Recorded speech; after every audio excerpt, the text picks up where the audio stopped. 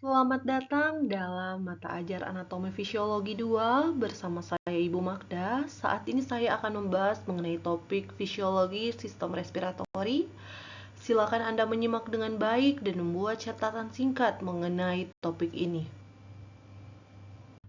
Pada pembelajaran kali ini kita akan membahas mengenai konsep fisiologi dari sistem pernapasan yang terdiri dari fungsi organ-organ pernapasan, fisiologi pernapasan, ventilasi paru-paru, bagaimana mekanisme pernapasan, bagaimana proses pertukaran gas dan perpindahan karbon dioksida dan oksigen, bagaimana proses pertukaran gas dalam jaringan, dan bagaimana regulasi pernapasan, serta kita akan membahas mengenai perubahan di dalam penyakit dan aplikasi dan implikasi di dalam keperawatan. Fungsi organ pernapasan. Organ pernapasan adalah sistem tubuh yang berfungsi untuk memungkinkan pertukaran gas antara tubuh dan lingkungan, yaitu oksigen atau O2 yang dibutuhkan oleh tubuh dan karbon dioksida atau CO2, yang merupakan hasil sampingan dari metabolisme sel. Organ-organ pernapasan manusia terdiri dari saluran pernapasan atas dan bawah yang bekerja sama untuk membawa udara ke dalam tubuh dan mengeluarkan udara yang sudah mengandung karbon dioksida. Berikut adalah penjelasan singkat mengenai organ-organ pernapasan yang dimulai dari hidung atau nares. Hidung atau nares mempunyai fungsi sebagai saluran masuk utama udara ke dalam tubuh. Dalam hidung terdapat bulu hidung dan lapisan mukosa yang berfungsi untuk menyaring, melembabkan, memanaskan udara yang masuk agar tidak mengganggu saluran pernapasan lebih dalam. Prosesnya yaitu melalui udara yang masuk melalui hidung disaring oleh rambut hidung dan dinding mukosa untuk menghalangi debu, kuman, dan partikel asing. Kemudian faring atau tenggorokan. Faring adalah saluran yang menghubungkan antara hidung dengan laring dan esofagus. Di sini, udara yang masuk dari hidung akan diteruskan menuju laring. Melalui proses selain udara, faring juga berfungsi mengarahkan makanan ataupun minuman ke saluran pencernaan melalui esofagus. Namun, udara mengarah ke laring melalui bagian khusus yang disebut epiglotis. Kemudian ada bagian yang namanya laring atau kotak suara, yang berfungsi sebagai tempat untuk menghasilkan suara dan mengatur aliran udara ke dalam trakea. Laring ini juga melindungi saluran pernapasan bagian bawah dari masuknya benda asing dengan mekanisme refleks batuk.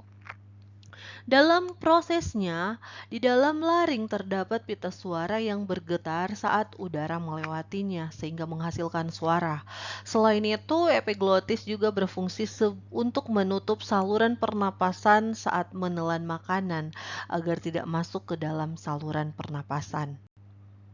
Kemudian ada trakea atau batang tenggorokan. Trakea adalah saluran utama yang menghubungkan antara laring dan bronkus. Trakea berfungsi untuk mengalirkan udara ke paru-paru. Dengan prosesnya, pada trakea terbuat dari cincin kartilago yang membantu menjaga agar saluran pernapasan tetap terbuka.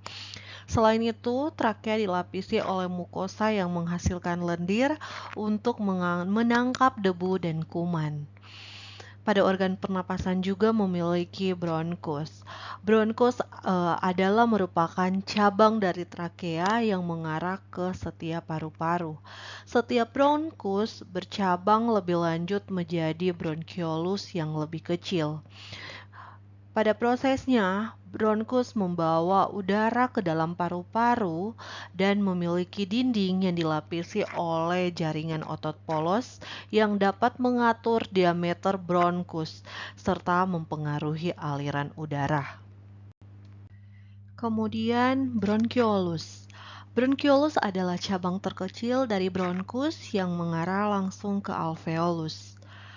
Melalui prosesnya, bronkiolus membantu mengarahkan udara ke alveolus. Di sini, udara yang masuk akan mengalami pertukaran gas. Kemudian, alveolus atau ruang udara pada paru-paru. Alveolus adalah kantung udara kecil yang terdapat di ujung bronkiolus dan menjadi tempat utama terjadinya pertukaran gas antara udara dan darah. Melalui proses di alveolus, oksigen dari udara masuk ke dalam pembuluh darah kapiler dan disalurkan ke seluruh tubuh. Sementara karbon dioksida yang ada dalam darah dikeluarkan melalui sistem pernapasan. Kemudian organ berikutnya paru-paru. Paru-paru adalah organ utama di dalam sistem pernafasan yang berfungsi untuk melakukan pertukaran gas, yaitu pertukaran gas antara oksigen dan karbon dioksida. Pada paru-paru terdiri dari dua bagian, yaitu paru-paru kanan dan kiri, yang dimana masing-masing terdiri atas lobus atau bagian. Udara yang masuk ke dalam paru-paru akan bertemu dengan alveolus di mana pertukaran gas berlangsung. Kemudian ada yang namanya diafragma. Diafragma adalah otot utama yang mendukung sistem pernapasan. Diafragma adalah otot yang memisahkan rongga dada dan rongga perut. Diafragma berperan penting dalam proses pernapasan, khususnya di dalam pergerakan antara udara masuk dan keluar dari paru-paru. Ketika diafragma berkontraksi, volume rongga dada menjadi meningkat dan udara ditarik ke dalam paru-paru melalui proses inhalasi yang akan saya jelaskan di slide berikutnya. Ketika diafragma relaksasi, volume rongga dada akan mengalami penyusutan atau menyusut dan udara akan dipaksa keluar dari paru-paru melalui proses ekshalasi. Dalam fisiologi pernapasan, proses biologis ini melibatkan serangkaian langkah untuk mengambil oksigen dari lingkungan dan mengeluarkan karbon dioksida yang dihasilkan tubuh sebagai produk sampingan dari proses metabolisme. Proses ini berlangsung di berbagai bagian saluran pernapasan, terutama pada alveolus paru-paru, di mana pertukaran gas antara udara dan darah terjadi. Secara proses fisiologi, pernapasan dapat dibagi menjadi tahap utama, yaitu ventilasi, difusi, transportasi gas, dan regulasi pernapasan yang saya akan jelaskan satu persatu pada slide-slide berikut. Namun, perlu dipahami bahwa fisiologi pernapasan manusia adalah rangkaian proses yang kompleks dan terkoordinasi dengan baik untuk menyediakan oksigen ke seluruh tubuh dan mengeluarkan karbon dioksida. Proses ini melibatkan ventilasi atau pergerakan udara, difusi gas di alveolus, transportasi gas melalui darah, dan regulasi pernapasan untuk mempertahankan keseimbangan gas dalam tubuh. Semua proses ini penting untuk menjaga kelangsungan hidup dan fungsi normal tubuh. Mekanisme pernapasan atau breathing mechanism adalah suatu proses fisiologis di mana tubuh mengambil oksigen O2 dari udara dan membuang karbon dioksida atau CO2 sebagai produk sisa dari proses metabolisme. Proses ini melibatkan kerja organ-organ pernapasan, otot, dan sistem sirkulasi. Secara umum, pernapasan dibagi menjadi dua tahapan utama, yaitu inhalasi atau inspirasi dan ekshalasi atau ekspirasi. Dengan penjelasan mekanisme ini akan saya jelaskan secara detail melalui slide-slide berikut. Namun, secara keseluruhan perlu diingat bahwa proses pernapasan sangat penting untuk menyediakan oksigen yang dibutuhkan oleh sel tubuh untuk proses metabolisme atau produk energi dan mengeluarkan karbon dioksida yang merupakan produk sisa.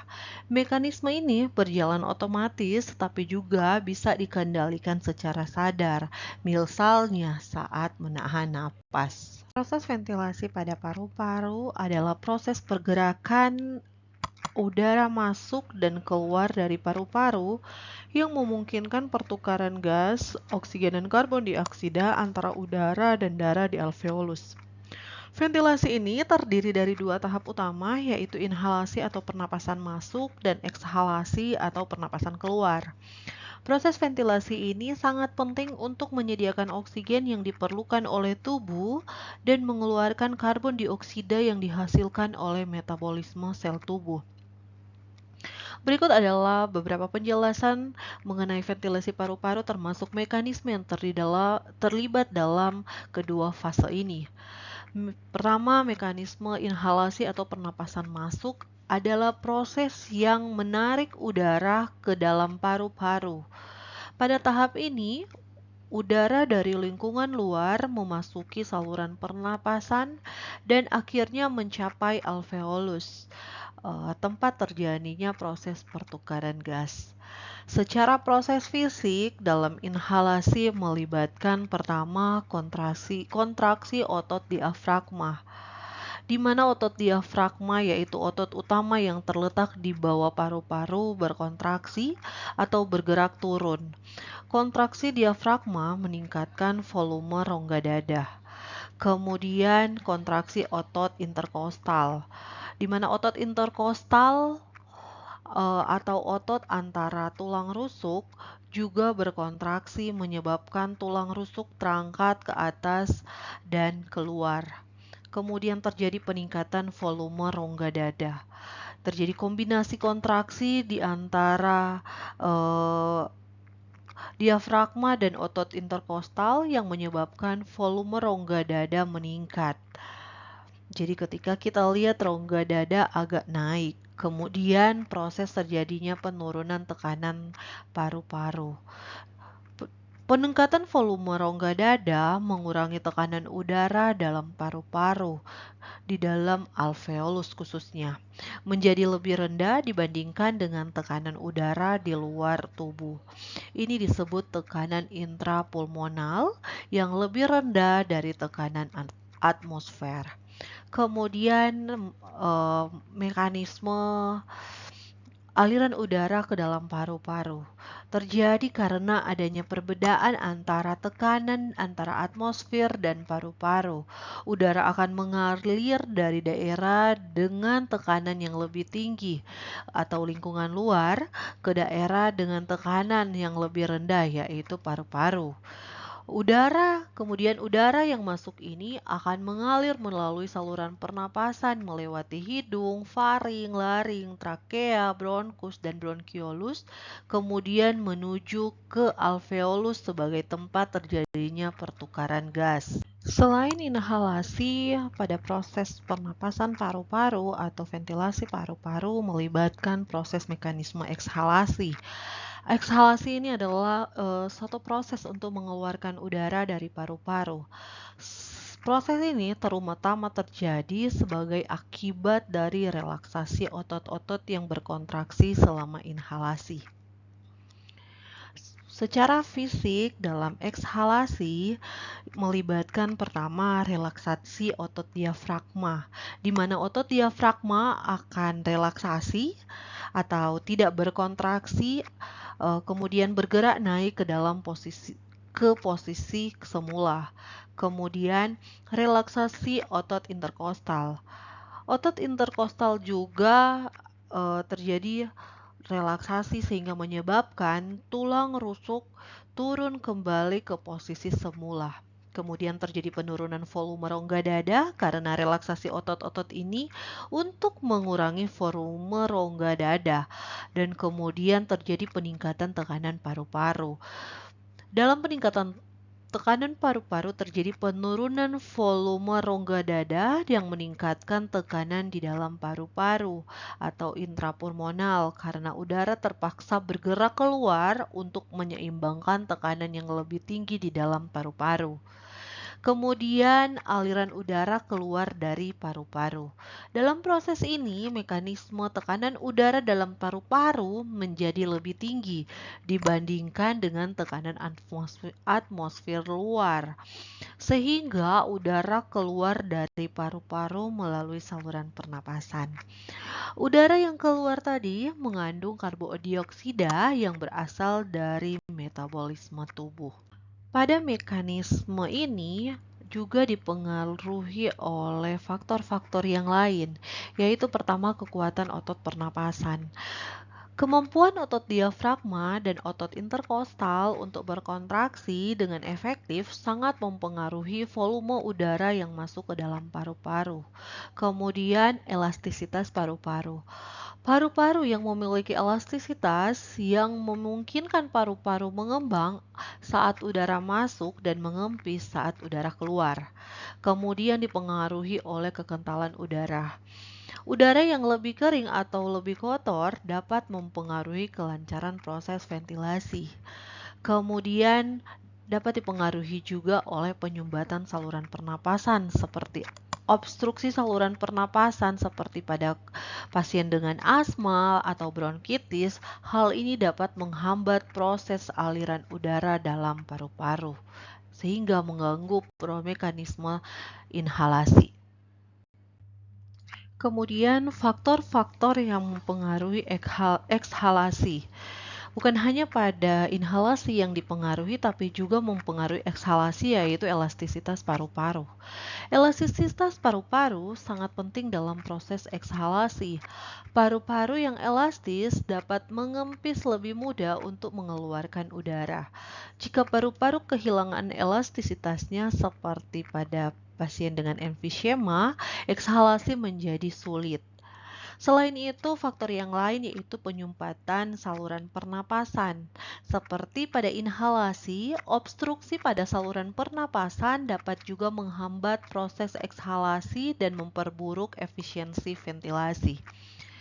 Selain proses mekanisme ventilasi ventilasi paru-paru, selain proses mekanisme inhalasi dan ekshalasi, juga kapasitas dan volume paru-paru juga merupakan faktor pendukung.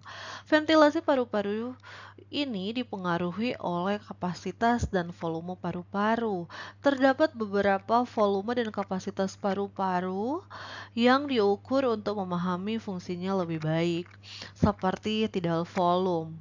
Volume udara yang masuk dan keluar saat satu siklus pernapasan normal yaitu sekitar 500 ml pada orang dewasa yang sehat. Selain tidal volume, ada yang namanya inspiratory reserve volume atau volume udara maksimal yang dapat dihirup setelah inhalasi biasa, yaitu sekitar 3000 ml. Kemudian ada namanya residual volume atau volume udara yang tetap di dalam rongga paru-paru setelah proses ekshalasi maksimal, yaitu sekitar 1200 ml. Dan kapasitas vital atau volume udara maksimal yang dapat dikeluarkan setelah inhalasi maksimal. Ini adalah total volume udara yang dapat dipindahkan dalam satu siklus pernapasan. Kemudian ada yang namanya kapasitas paru-paru total, yaitu jumlah total volume udara yang dapat ditampung oleh paru-paru. Selain itu, pengaturan ventilasi paru-paru. Ventilasi paru-paru dikendalikan oleh pusat pernapasan di otak yang mendeteksi perubahan dalam kadar gas darah, terutama oksigen dan karbon dioksida. Dalam pengaturan ventilasi pernapasan melibatkan pusat pernapasan di otak, yaitu medulla oblongata dan pons.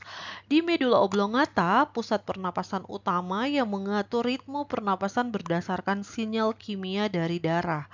Medulla mengontrol frekuensi dan kedalaman pernapasan, sedangkan pons membantu dalam pengaturan ritme pernapasan yang lebih halus dan berkoordinasi dengan medulla. Selain itu, dalam pengaturan ventilasi paru-paru juga melibatkan kemoreseptor, yaitu kemoreseptor sentral, yaitu yang ada di medulla, yang untuk mendeteksi perubahan pH darah yang dapat atau yang disebabkan oleh peningkatan kadar karbon dioksida. Peningkatan kadar Karbon dioksida akan menurunkan pH darah menjadi lebih asam dan merangsang pusat pernapasan untuk meningkatkan laju pernapasan. Selain kemoreseptor sentral, juga melibatkan kemoreseptor perifer yang ada di aorta dan karotis, yang bertujuan untuk mendeteksi kadar oksigen dalam darah. Jika kadar oksigen menurun, kemoreseptor ini mengirim signal ke pusat pernapasan untuk meningkatkan laju pernapasan.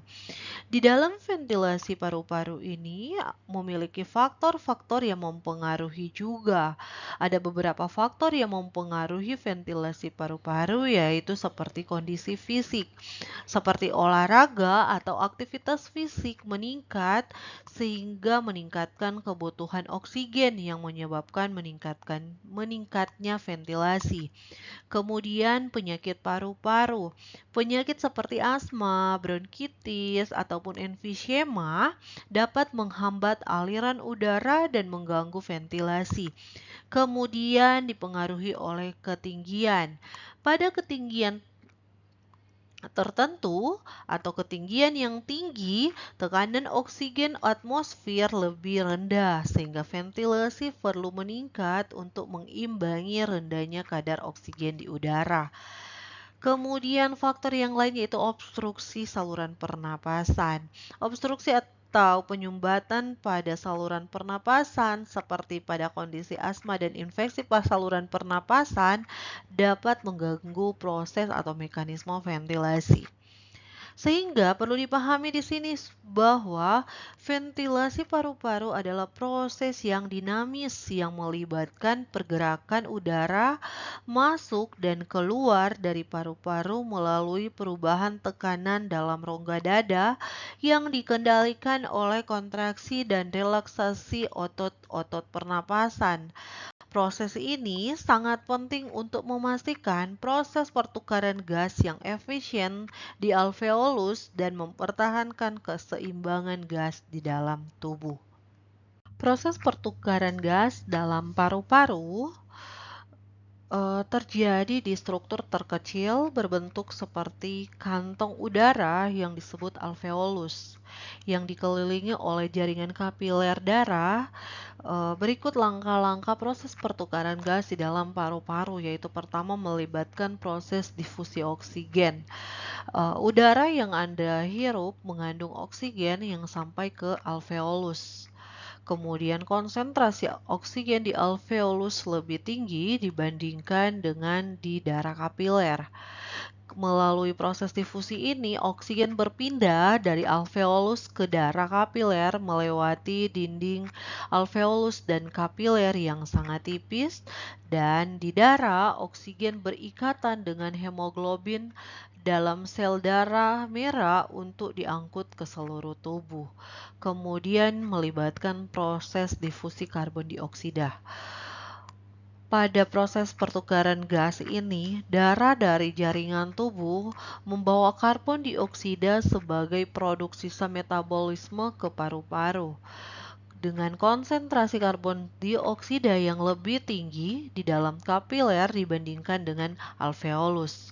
Karbon dioksida ini berdifusi dari darah kapiler ke alveolus, kemudian dikeluarkan saat Anda menghembuskan nafas. Kemudian melibatkan mekanisme difusi.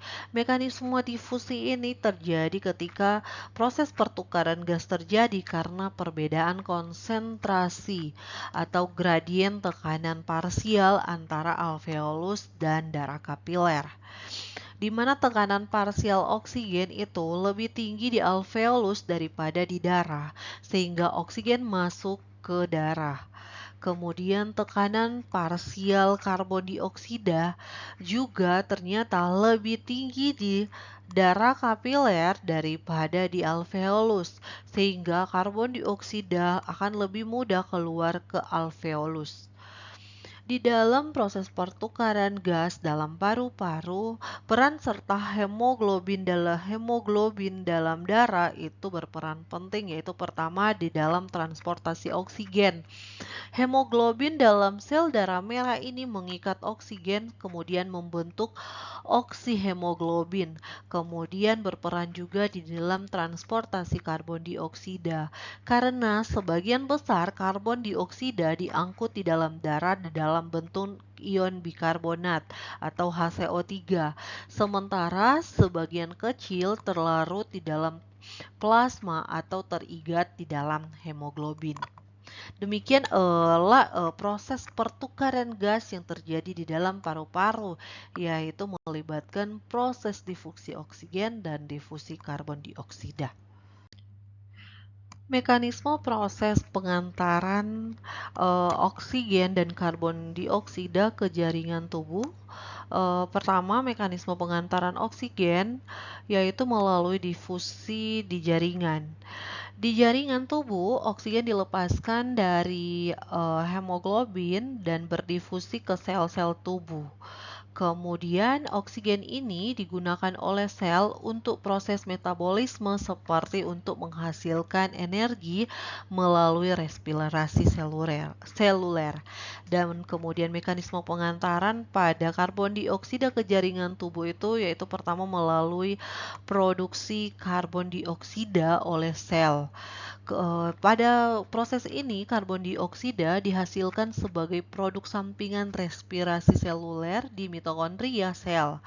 Kemudian, transport karbon dioksida di dalam darah melalui pertama 70% sebagai ion bikarbonat atau HCO3 setelah bereaksi dengan air dalam darah menggunakan enzim karbonat anhidrase, kemudian 20% karbon dioksida ini berikatan dengan hemoglobin membentuk karbaminogen hemoglobin dan 10% larut langsung dalam plasma darah. Kemudian di dalam proses pengangkutan CO2 ke jaringan tubuh ini pengangkutan ke paru-paru. Itu prosesnya yaitu di mana darah yang kaya akan karbon dioksida ini atau darah vena dibawa kembali ke paru-paru melalui pembuluh darah vena. Itu merupakan proses pengangkutan O2 dan juga proses pengangkutan karbon dioksida yang didistribusikan ke jaringan tubuh. Kemudian regulasi pernapasan. Seperti yang diketahui bahwa proses pernapasan tidak terjadi secara otomatis tanpa adanya kontrol. Regulasi pernapasan dikendalikan oleh pusat pernapasan di otak, terutama di medula oblongata dan pons, yang mendeteksi kadar oksigen dalam darah, terutama oksigen dan karbon dioksida, dan kemudian memberikan signal untuk menyesuaikan laju pernapasan. Di dalam regulasi pernapasan dipengaruhi oleh kadar karbon dioksida, kemudian kadar oksigen, dan juga dipengaruhi oleh pusat kontrol pernapasan. Pengaruh kadar karbon dioksida di mana dalam darah memiliki pengaruh besar terhadap pengaturan pernapasan. Peningkatan karbon dioksida dalam darah terjadi hiperkapnia akan menurunkan pH darah yang terdeteksi oleh kemoreseptor di medula dan karotid. Ketika karbon dioksida mengalami peningkatan, pusat pernapasan juga akan merespon dengan meningkatnya laju pernapasan untuk mengeluarkan lebih banyak karbon dioksida. Kemudian dipengaruhi juga oleh kadar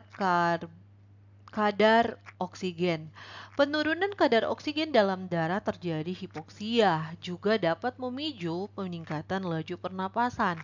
Meskipun pengaruhnya lebih kecil dibandingkan dengan karbon dioksida, akan tetapi kemoreseptor perifer yang ada di arteri karotis dan aorta dapat mendeteksi bahwa kadar oksigen yang rendah dan mengirimkan sinyal ke otak untuk meningkatkan laju pernapasan. Kemudian pusat kontrol pernapasan. Seperti dijelaskan sebelumnya bahwa pusat kontrol pernapasan yaitu pada medula oblongata dan juga pons. Di mana pada medula oblongata di sini dapat mengontrol pernapasan secara otomatis berdasarkan sinyal dari kimia darah. Dan pada pons di sini dapat membantu dalam pengaturan ritme pernapasan dan berkoordinasi dengan medula di dalam proses pernapasan berlangsung. Berdasarkan konsep fisiologi sistem pernapasan dalam konteks perubahan pada penyakit, konsep fisiologi sistem pernapasan dalam konteks perubahan penyakit mengacu pada bagaimana fungsi normal sistem pernapasan terganggu akibat berbagai kondisi patologis. Berikut saya akan menjelaskan secara detail bagaimana proses perubahan itu terjadi. Yaitu pertama, gangguan pertukaran gas atau oksigen dan melibatkan oksigen dan karbon dioksida. Pada penyakit atau kondisi ini mempengaruhi alveolus atau kapiler paru-paru sehingga dapat mengganggu difusi gas. Contohnya pada pasien-pasien tertentu dengan penyakit PPOK dan juga fibrosis paru dan juga edema paru, di mana terjadi pada PPOK pada pasien dengan emfyema, salah satu bentuk PPOK yang merusak dinding alveolus sehingga mengurangi luas permukaan untuk proses pertukaran gas. Hal ini menyebabkan terjadinya hipoksemia atau kadar oksigen rendah di dalam darah dan dapat menyebabkan terjadinya hiperkapnia atau kadar karbon dioksida yang tinggi. Kemudian pada fibrosis paru terjadi penebalan dinding alveolus akibat jaringan parut sehingga menghambat proses difusi oksigen dan karbon dioksida. Dan pada edema parut terjadi penumpukan cairan di alveolus sehingga mengganggu proses pertukaran gas yang menyebabkan gangguan proses oksigenasi. Kemudian masalah kedua yaitu gangguan ventilasi atau proses masuk dan keluarnya udara ke dalam paru-paru. Pada kondisi ini, gangguan yang mempengaruhi saluran pernapasan atau otot pernapasan yaitu dapat mengganggu proses ventilasi. Seperti contoh pada kondisi pasien dengan asma, di mana pada pasien asma saluran napas menjadi sempit sehingga menyebabkan akibat dari peradangan dan kontraksi otot polos, bronkus yang disertai dengan produksi lendir yang berlebihan yang menyebabkan kesulitan untuk bernapas. Kemudian pada gangguan ventilasi ini pasien dapat menyebabkan yang namanya bronkitis kronis, di mana pada kondisi ini produksi lendir menjadi produksi yang lebih sebagai akibat dari peradangan kronis sehingga menyebabkan obstruksi saluran napas kecil. Kemudian obstruksi mekanis seperti adanya tumor, benda asing ataupun cedera. Hal ini dapat menghalangi aliran udara masuk atau keluar sehingga sehingga terjadi gangguan ventilasi yang mempengaruhi proses masuk dan keluarnya O2 dan karbon dioksida. Dan juga ada gangguan lain seperti pada penyakit neuromuskular, misalnya seperti distrofia otot, di mana terjadi kelemahan otot pernapasan sehingga mengurangi kemampuan untuk proses ventilasi sehingga karbon dioksida menumpuk di dalam darah. Selain gangguan ventilasi juga menyebabkan gangguan seperti perubahan dalam mekanisme pengaturan pernapasan, di mana pusat pernapasan di otak atau di medula oblongata yang berfungsi sebagai pengontrol ritme dan kedalaman napas mengalami gangguan. Gangguan di pusat ini atau sensitivitas tubuh terhadap gas darah dapat menyebabkan perubahan fisiologis seperti pada pasien-pasien dengan sindrom hipoventilasi obesitas, di mana terjadi gangguan respon terhadap hipoksemia dan hiperkapnia pada individu dengan obesitas berat yang mengarah kepada ventilasi yang tidak memadai. Kemudian pada pasien-pasien juga yang mengalami keracunan obat atau cedera cedera otak karena obat-obatan seperti pengkonsumsi obat-obatan depresan seperti opioid atau pada kondisi trauma kepala dapat menekan pusat pernapasan yang menyebabkan terjadinya hipoventilasi. Kemudian dapat juga menyebabkan gangguan perfusi paru, yaitu aliran darah ke paru-paru mengalami hambatan. Seperti contoh pada kondisi emboli paru, di mana terjadi penyumbatan pembuluh darah paru oleh bekuan darah sehingga mengurangi perfusi ke area paru-paru tertentu sehingga mengganggu proses pertukaran gas. Hal ini juga dapat terjadi pada kondisi-kondisi seperti hipertensi pulmonal, yaitu di mana terjadi tekanan darah tinggi di arteri pulmonal yang menyebabkan tekanan berlebih pada jaringan jantung pada bagian jantung bagian kanan dan mengurangi kemampuan aliran darah untuk mencapai alveolus. Selain itu dapat juga menyebabkan gangguan elastisitas paru atau dinding dada yang mempengaruhi kinerja mekanis dari pernapasan ini sendiri. Seperti contoh pada pasien-pasien yang memiliki peningkatan usaha untuk bernapas seperti fibrosis paru, pasien pneumotoraks, pasien dengan kipkoskoliosis, pasien-pasien ini mengalami peningkatan usaha dalam bernapas.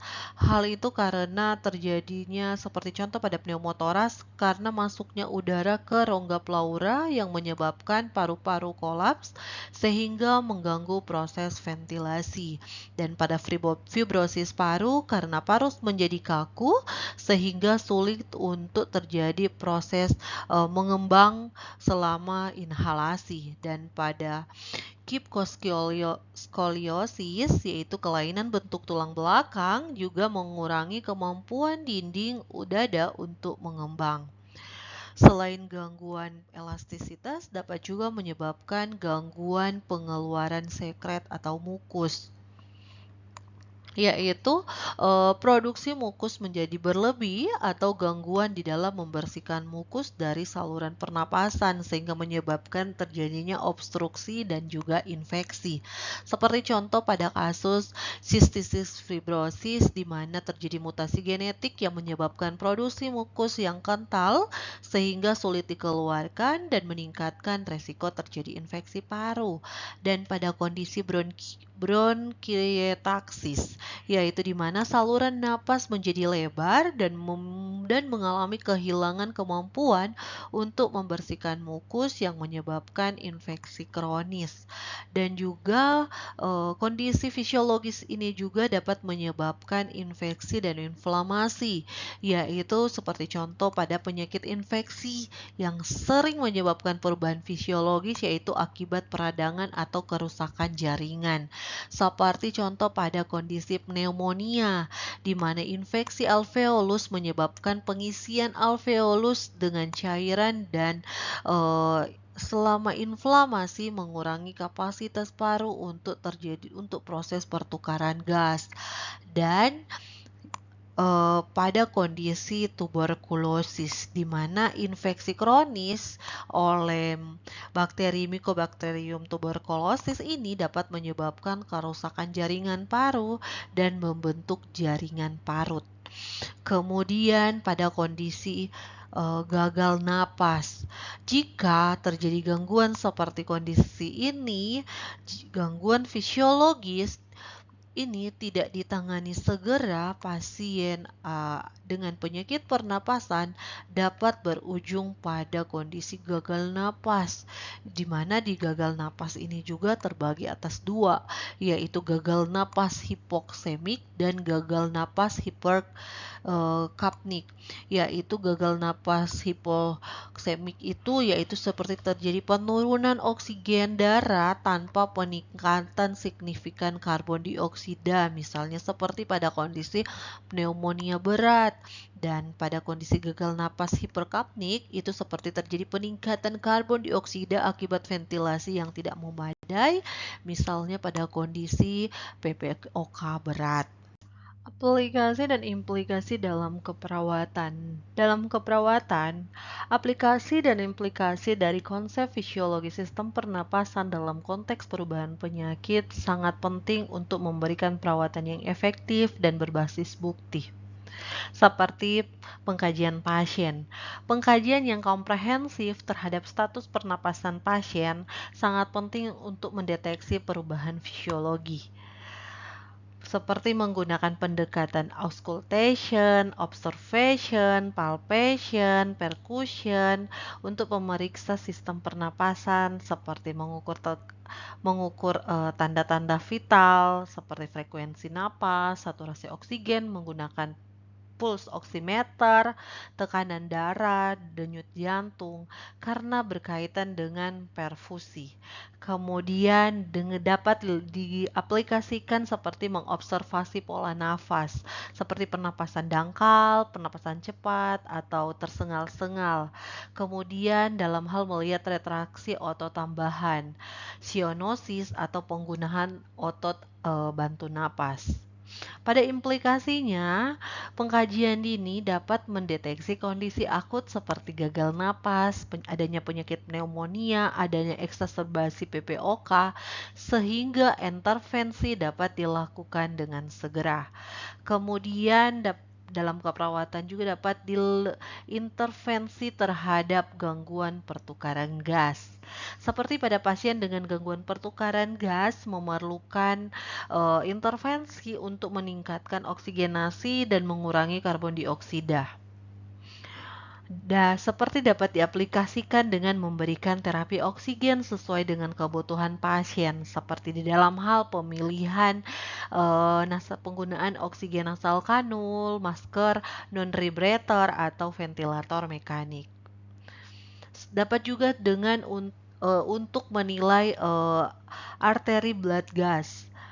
Untuk menentukan kadar oksigen dan karbon dioksida, kemudian dapat diaplikasikan untuk mendorong posisi semi-Fowler atau Fowler untuk memaksimalkan ekspansi paru, dan dapat diaplikasikan juga untuk mendorong pasien melakukan latihan pernapasan seperti deep breathing exercise atau penggunaan insentif spirometer, serta dapat diimplikasikan dalam intervensi terhadap gangguan pertukaran gas seperti intervensi yang tepat dapat mencegah hipoksemia berat dan hiperkapnia yang dapat menyebabkan kondisi gagal napas. Selain itu dapat diaplikasikan juga dalam perawatan gangguan ventilasi, seperti pada pasien dengan penyakit seperti asma, PPOK, atau fibrosis paru, membutuhkan perawatan khusus untuk mengatasi obstruksi saluran napas dan meningkatkan ventilasi, seperti dapat diaplikasikan dengan memberikan bronchodilator dan kortikosteroid sesuai resep untuk mengurangi peradangan dan melebarkan saluran napas. Kemudian memberikan terapi nebulizer pada pasien dengan sekresi sekret yang tebal, yang banyak, atau obstruksi saluran napas. Kemudian dapat mendorong pasien untuk melakukan batuk efektif untuk membantu mengeluarkan sekret.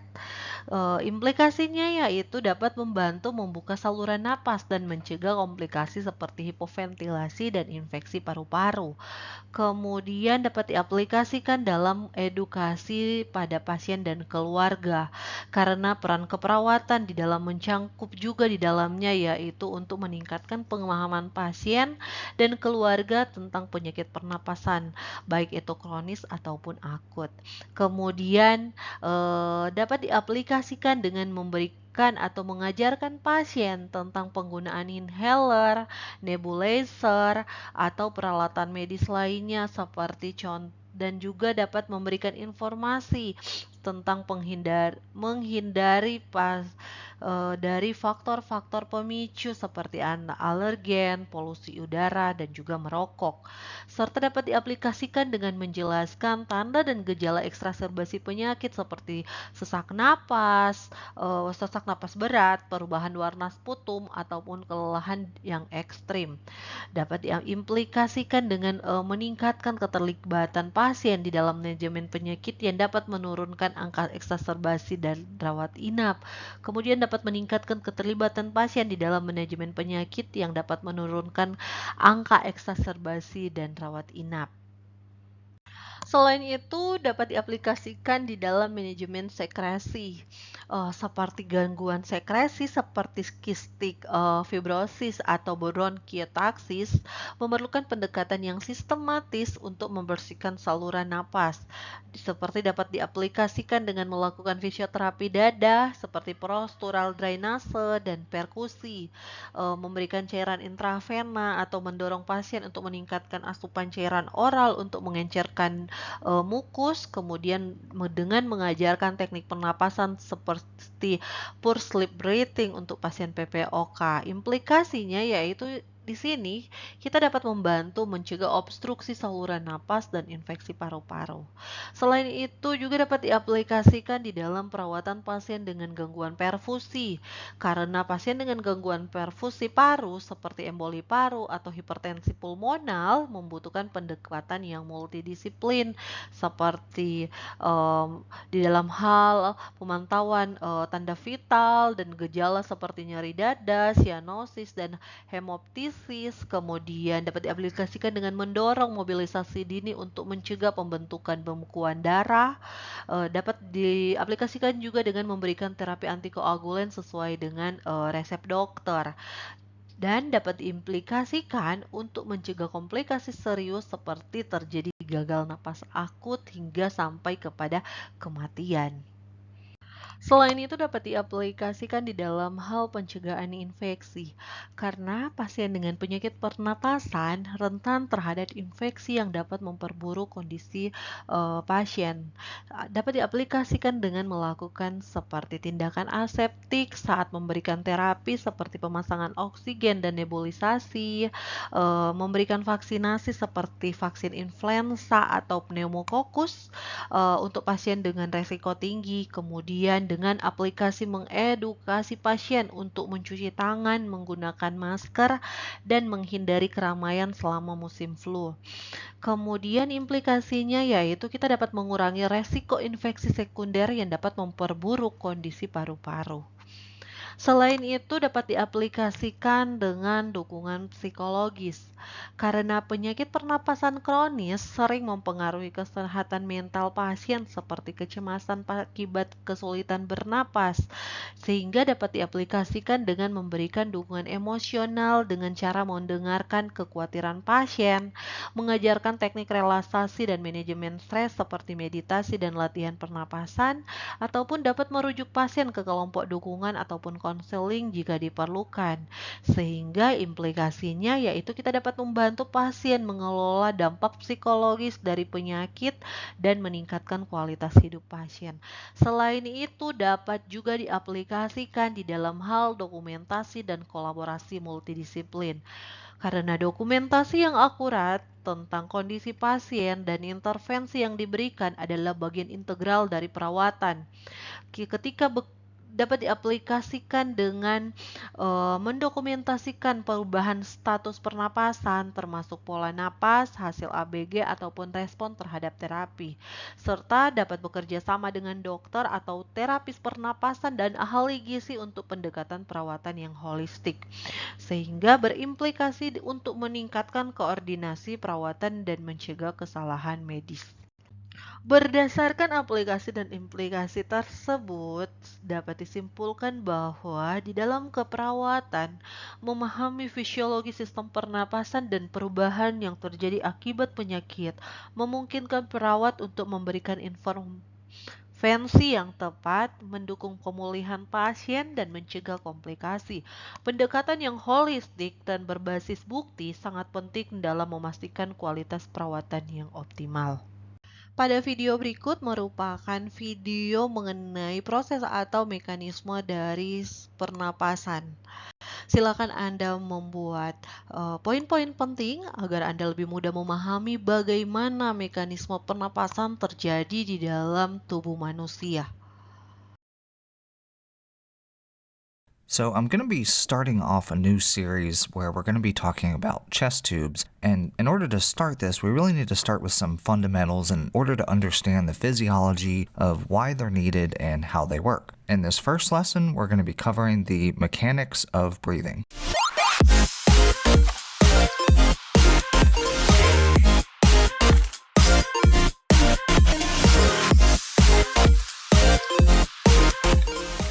Alright you guys, welcome back to another video lesson from ICU Advantage. My name is Eddie Watson, and my goal is to give you guys the confidence to succeed in the ICU by making these complex critical care subjects easy to understand. I truly hope that I'm able to do just that, and if I am, I do invite you to subscribe to the channel down below. When you do, make sure you hit that bell icon and select all notifications so you never miss out when I release a new lesson.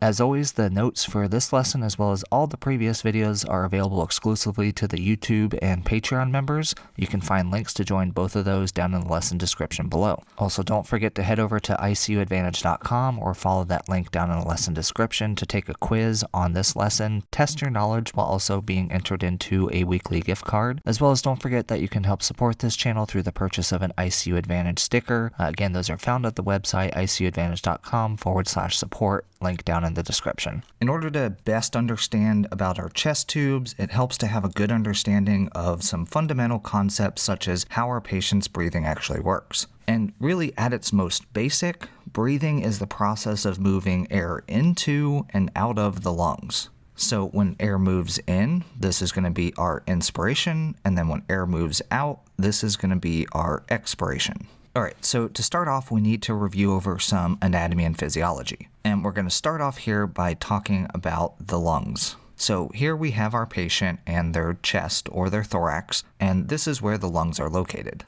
Now, we have our patient's airway, which comes down the trachea, and then which branches into our left and right main bronchus, which continues to further divide into bronchi, bronchioles, and ultimately into our alveolar sacs and alveoli. Now, these alveoli and connective tissue are what make up the majority of what we consider our lung tissue. Now, if you do want to learn more about this, I am going to link to a lesson up above where I go over the respiratory system more in depth. But this connective tissue in the lungs is what helps it to keep its shape. And there is a natural elastic pressure of this connective tissue. So if the lung expands, this elastic recoil wants to pull the lung tissue back in. Now here surrounding our lungs, we have a special serous membrane that helps to protect the lung, and this is called our visceral pleura. Now, in addition to that, we also have a layer of this membrane that also lines the thoracic cavity. This one's called the parietal pleura. Now, they are both technically the same pleura that is folded back onto itself, but we identify them as two separate membranes. Now, in between these pleural membranes, we do have something that we call the pleural cavity or the pleural space. Now, normally these pleural membranes are resting right up against each other with only a small amount of serous fluid separating them. Now, this fluid is actually a special lubricating fluid called the pleural fluid, and it's this fluid that actually allows the two membranes to move smoothly up against one another. Now, in the drawing here, I've over-exaggerated this pleural space. In reality, this space doesn't exist, as these two layers of the membrane are going to be right up against one another, and we actually refer to this space as a potential space. Now, this will be a more important concept in some future lessons here.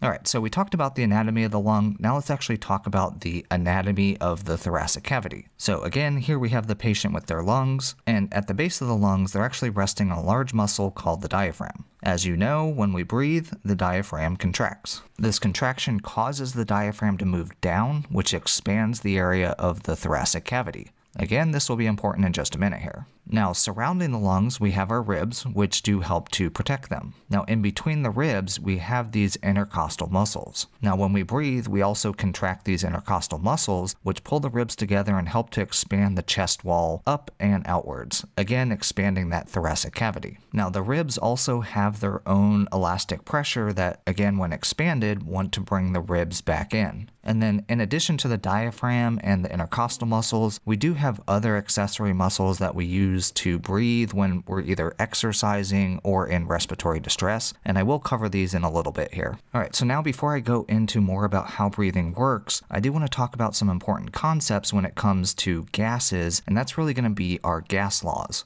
And I'm not really going to get too technical with this here, but some basic concepts are necessary for you guys to understand. So first of all, we know that gases or air will want to level out their pressures. And this means that air will move from an area of high concentration or higher pressure to lower concentration or lower pressure, and this is going to be down its pressure gradient. Now, next, you also need to understand the relationship between pressure and volume. So if we have the same amount of air, but it's actually in a smaller volume, then our pressure is going to be higher. The inverse of this is also true, so if the same amount of air is in a larger volume, then we're going to have a lower pressure. And then lastly, temperature also impacts pressure, so higher temperatures lead to higher pressures, and lower temperatures lead to lower pressures. To really help remember this, you can kind of think of the air in your tires. When it's winter and it's cold outside, then you actually have to add air to your tires because the pressure is low. All right, so now that we have our anatomy and our basic understanding of gas laws out of the way, let's actually talk about how our breathing works. And to start off, let's talk about the different pressures that we see. So once again, here we have our patient with their thorax, and we're going to start off talking about the pressure of atmospheric air, which is outside the body, and this is going to be about 760 millimeters of mercury. Now, this does actually change based on altitude, temperature, and other factors, but we're going to say about 760. Now, next we have something called our intrapulmonary pressure, and this is essentially the pressure that's in the lung. At rest, this pressure is actually the same as our atmospheric pressure, so about 760 millimeters of mercury. So this actually brings up something that I want to talk about, which is a concept that we call relative pressure. So when we compare the intrapulmonary pressure of the lung at rest and the atmospheric pressure, they're the same, and this is what we refer to as having a relative pressure of 0. So there's no difference between these two pressures here. Now, the next pressure to understand is something that we call the intrapleural pressure. And this is the pressure of that pleural space that we talked about. Now, this pressure here is about 756 millimeters of mercury. And so because we know that this is less, this gives us a relative pressure to the intrapulmonary pressure at rest, as well as the atmospheric pressure of about -4. So again, remember, because of the gas laws, the air wants to move from higher pressure to lower pressure. Thus, having this negative pressure here is actually what keeps the lungs expanded out against the chest wall. And again, this will be important in future lessons here. So now on inspiration, we have the diaphragm contract, moving down, and then the intercostal muscles contracting, pulling the ribs outward. Together, these are going to be expanding that thoracic cavity. Since we now have the increased volume of this thoracic cavity, because of our gas laws, we know that this is going to decrease the pressure in the lungs, or this intrapulmonary pressure.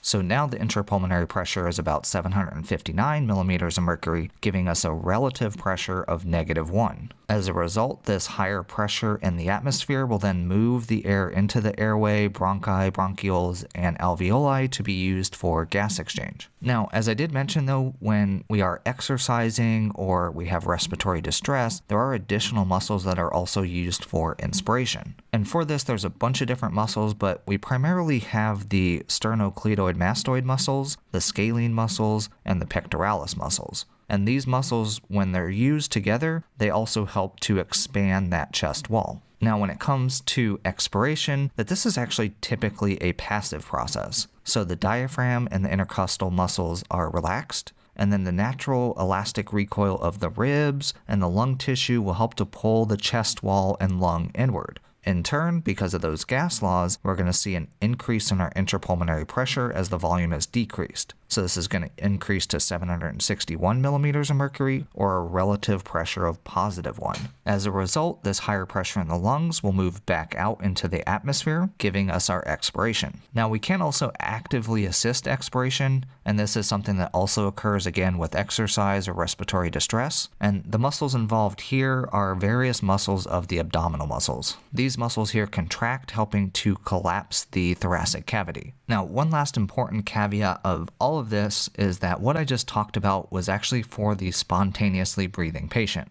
The process of inspiration and expiration for our mechanically ventilated patient is a little bit different. So there, we're actually increasing the pressure of atmospheric pressure through the ventilator. This higher pressure, aka positive pressure, then overcomes the lower pressure in the lungs, as well as overcoming those elastic forces of the lung tissue and the chest wall, and this causes air to move into the lungs and expand the lungs and chest wall. All right, and so that was our review of the mechanics of breathing. I really hope this helps you guys to kind of understand the basics of how it is that our patient breathes and some of the factors and things that are going on in there that influence the movement of air into and out of the lungs. So I hope that you guys found this information useful. If you did, please leave me a like on the video down below. It really helps YouTube know to show this video to other people out there, as well as leave me a comment down below. I love reading the comments that you guys leave, and I try to respond to as many people as I can. Make sure you subscribe to this channel if you haven't already, and a special shout out to the awesome YouTube and Patreon members out there. The support that you're willing to show me and this channel is truly appreciated, so thank you guys so very much. If you'd be interested in showing additional support for this channel, you can find links to both the YouTube and Patreon membership down below. Head on over there and check out some of the perks that you guys get for doing just that, as well as check out some of the links to other nursing gear, as well as some awesome t-shirt designs I have down there as well. Make sure you guys stay tuned for the next lesson that I release. Otherwise, in the meantime, here's a couple awesome lessons I'm going to link to right here. As always, thank you guys so much for watching. Have a great day. Demikianlah pembahasan mengenai fisiologi respiratory system. Semoga bermanfaat.